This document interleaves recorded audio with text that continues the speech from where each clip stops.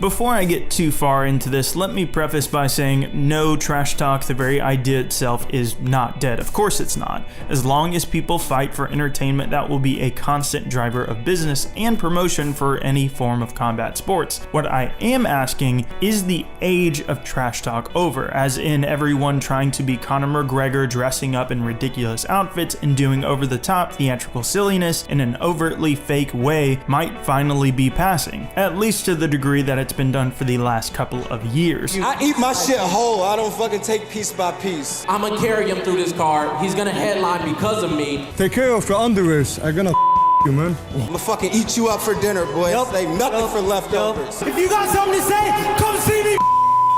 There are a few key moments that I think may have just marked a big change in that arena. So let's take a closer look. I'm Jason from MMA On Point, and I'm asking, is the age of trash talk over? So I'm going to start with the big topics here. There are a few things that come to mind, like several of the biggest trash talkers of this money era backing off, like Woodley, Kevin Lee, Conor and Khabib taking things too far, losses by Rockhold and TJ Dillashaw, who really tried to talk a mad game and had to eat their words on the biggest stage. But more importantly, the thing to affect change more than anything else is hitting the fighter where it hurts. Their money, chiefly exhibited through one man named Brock Lesnar. How so? Well, we know he got at least $2.5 million to fight at UFC 200. Guaranteed, not counting his pay-per-view points. That's a massive thing to note because Lesnar has at least been rumored to have turned down his UFC return despite a guaranteed shot at Daniel Cormier for the title, primarily because of the new ESPN Plus pay-per-view deal. And if you look at the numbers so far reported, they reflect this pretty resoundingly. Dave Meltzer, who's essentially the outside authority on UFC pay-per-view buy rate since basically forever, estimated that UFC 236 with Israel Adesanya versus Kelvin Gastelum, Dustin Poirier versus Max Holloway, a banger of a card if one ever existed, sold less than 100,000 buys. We're talking pre-Zuffa territory here. Or if you want to look at exceptions or outlier data with weaker cards, UFC 224 was reported to have only sold about 85,000. But that card's star power didn't hold a candle to 236, and the average rates minus 229 and 224 have been around 250,000 to 300,000 buy rates for the last calendar year. What they sold at 236 is way down from what we should have seen. And if you didn't catch that, that's since the UFC started doing pay-per-views on ESPN Plus. So what does that mean for Brock? Well, beyond his guaranteed pay for UFC 200, it's been estimated that he earned between $5.5 and $8 million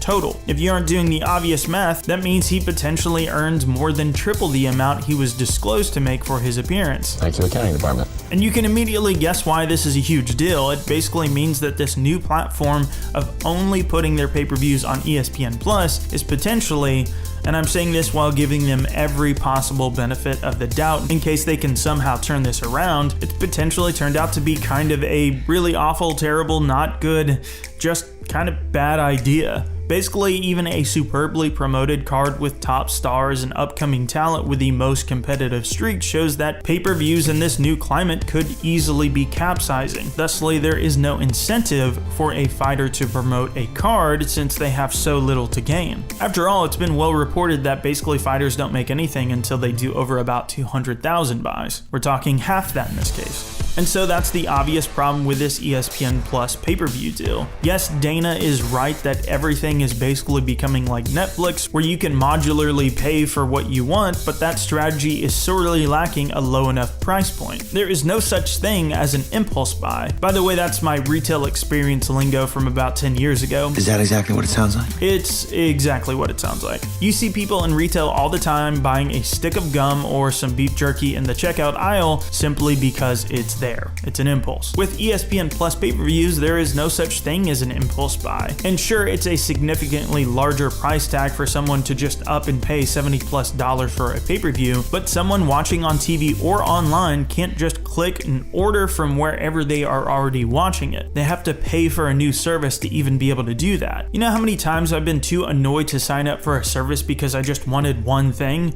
Especially the more you are spending, the more time you have to think about it, the more you talk yourself out of it. I think we've all been there. I don't want to buy a service, I just want one damn thing.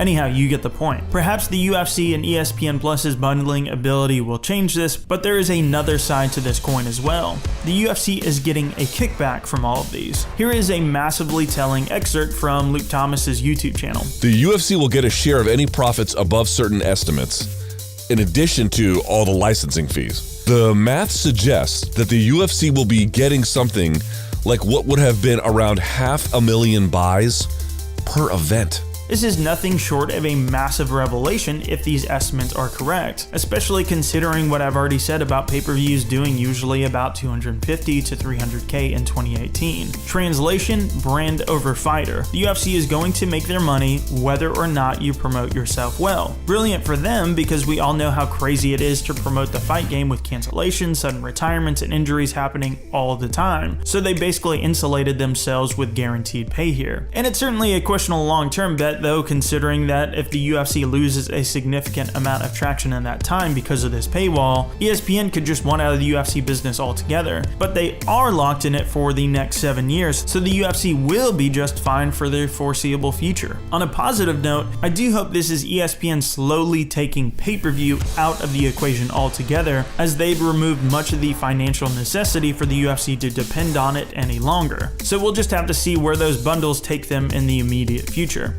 But all that to say, fighters are making far less cash if there's any truth at all as to why Brock declined the Cormier fight. Hard to blame him if he's losing literally a third of his purse without pay-per-view points. And conversely, fighters who were perhaps a bit more unnatural a fit for that sort of thing might start to walk back their behavior because it's a really unnecessary risk if the monetary benefit isn't there. Here's a classic clip of Dominic Cruz essentially saying that exact thing. Why don't you talk? This? Because I don't need to. Why? Because I don't want to. I think you're scared to talk because you don't want to say what you're going to do because you're scared to eat your words. All of this so far hasn't even included the monumental amount of backlash the biggest trash talkers in the game have received as of late. Everyone seems to be sick of it. At least I am, and the people around me seem to be as well. No matter your opinions about the Conor Khabib stuff, you know it's gone way too far when people are actually worried about someone dying as a result of all the madness. Guys talking big shit like Woodley and Kevin Lee have waned greatly in their words, although I don't anticipate Colby will let up his antics. We'll just have to see with guys like him and Ben Askren.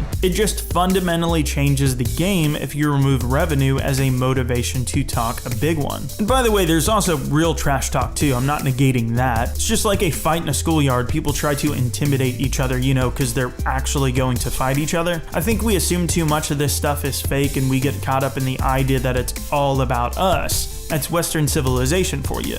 And yeah, to an extent, anyone who trash talks is playing to the crowd, but I think it's far less so than we think, besides the obvious ones that I've already mentioned. Just getting sick of people calling trash talks promos like this is WWE all the time. They are actually fighting, not reciting a monologue. It actually encourages more of the fake stuff too when people say stuff like that. I don't know about you, but I'd rather not blur that line. Real beef is way better than the imitation bullshit any day. Anyhow, that's my soapbox, and I know a good amount of folks will disagree with me, and yeah, I think a lot of people even like the theatrical / fabricated side of trash talk, and they don't mind that some of it is rehearsed. I'm just personally a cut the bullshit type kind of guy. If I want to watch some lame scripted drama, there's always Hollywood for that. Massive shout out to Max Randall, who's been an absolute warrior with the edits lately, and he's a great guy, so give him a follow on Twitter @Max_Randall.